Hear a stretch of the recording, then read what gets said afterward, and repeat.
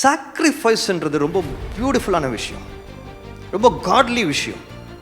ஆனால் அந்த தியாகம் செய்வதற்கு நமக்கு எப்படிப்பட்ட ஒரு மனப்பான்மை இருக்கணும்னா, உண்மையாகவே நம்மளுடைய ப்ரிவிலேஜஸை, உண்மையாகவே நம்மளுடைய பொசிஷனை, உண்மையாகவே நம்மளோட கம்ஃபர்ட்டை, நமக்கு இருக்கிற நமக்கு என்று சொல்லி நாம் நினைக்கிற நம்ம வச்சிருக்கிற சில விஷயங்களை விட்டுட்டு, ஈகோஸ் எல்லாம் விட்டுட்டு இறங்கி வர்றதான் சாக்ரிஃபைஸ்.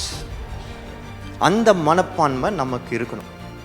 ஆனால் நல்லா கவனிச்சுக்கோங்க, அந்த மாதிரி ஒரு மனப்பான்மையோடு நம்ம சாக்ரிஃபைஸ் பண்ணோன்னா அது ஒரு பொழுதும் வீணாக போகாது.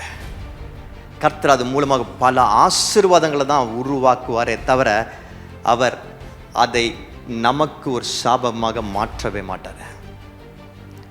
Sacrifice is all about stepping down. நம்ம இருக்கிற அந்த உயர்ந்த இடங்களிலிருந்து இறங்கி வருவது, ஃபிசிக்கலாகவும் சரி, மனசளவுலையும் சரி.